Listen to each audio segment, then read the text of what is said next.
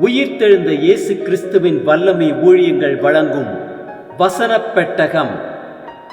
இயேசுவே கர்த்தர். இயேசுவையே தேவன் ஆண்டவரும் கிறிஸ்துவுமாக்கினார்.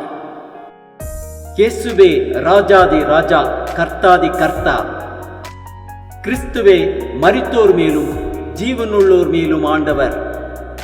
கிறிஸ்துவே போதகரும் ஆண்டவருமாயிருக்கிறார். வசனப் பெட்டகத்தின் இன்றைய தின கருப்பொருள்: இயேசு உயிர்த்தெழுந்தார். இயேசு உயிர்த்தெழுந்ததை குறித்ததான வேத வசனங்களை பார்க்கலாம். லூக்கா 24:7 வாசிக்கிறோம், மனுஷகுமாரன் பாவிகளான மனுஷர் கைகளில் ஒப்புக் கொடுக்கப்படவும் சிலுவையில் அறையப்படவும் 3ஆம் நாளிலே எழுந்திருக்கவும் வேண்டும் என்பதாக அவர் கலிலேயாவில் இருந்த காலத்தில் உங்களுக்கு சொன்னதை நினைவு கூறுங்கள் என்றார்கள். மார்க் 16:5-6 வாசிக்கிறோம், அவர்கள் கல்லறைக்குள் பிரவேசித்து வெள்ளையங்கி தரித்தவனாய் வலது பக்கத்தில் உட்கார்ந்திருந்த ஒரு வாலிபனை கண்டு பயந்தார்கள். அவன் அவர்களை நோக்கி, பயப்படாதிருங்கள், சிலுவையில் அறையப்பட்ட நசரேயனாகிய இயேசுவை தேடுகிறீர்கள். அவர் உயிர்த்தெழுந்தார், அவர் இங்கே இல்லை, இதோ அவரை வைத்த இடம்.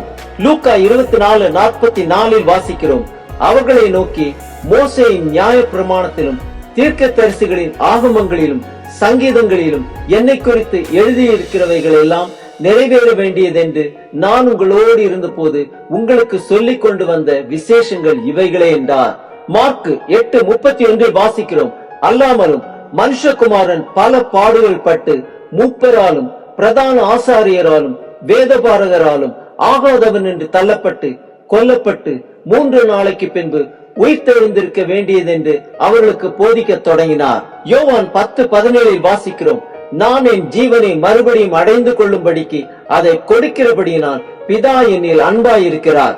யோவான் 11:25-26 வாசிக்கிறோம், இயேசு அவளை நோக்கி, நானே உயிர்த்தெழுதலும் ஜீவனுமாயிருக்கிறேன்.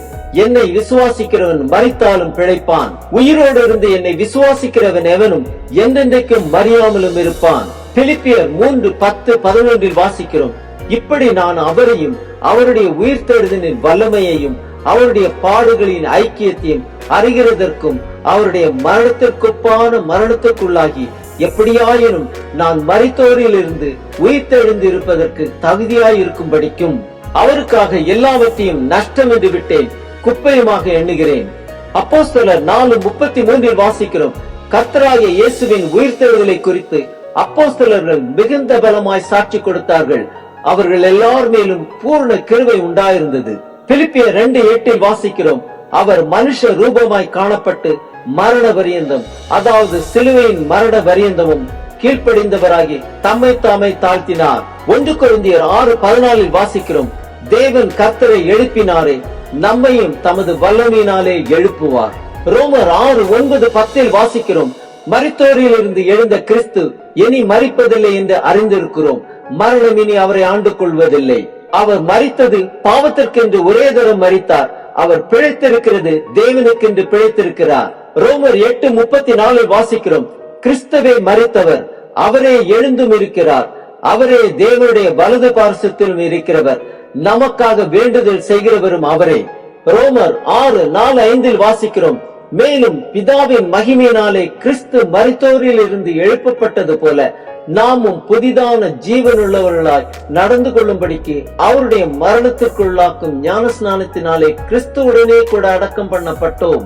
ஆதலால் அவருடைய மரணத்தின் சாயலில் நாம் இணைக்கப்பட்டவர்களானால் அவர் உயிர்த்தெழுதலின் சாயலிலும் இணைக்கப்பட்டிருப்போம்.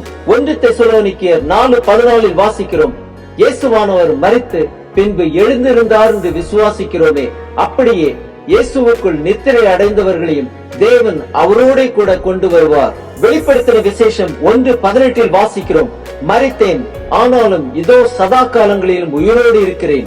ஆமேன், நான் மரணத்திற்கும் பாதாளத்திற்கும் உரிய திறவுகோல்களை உடையவராயிருக்கிறேன்.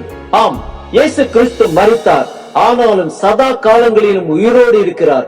அவரை அனுதினமும் தொழுது கொள்ளுவோம்.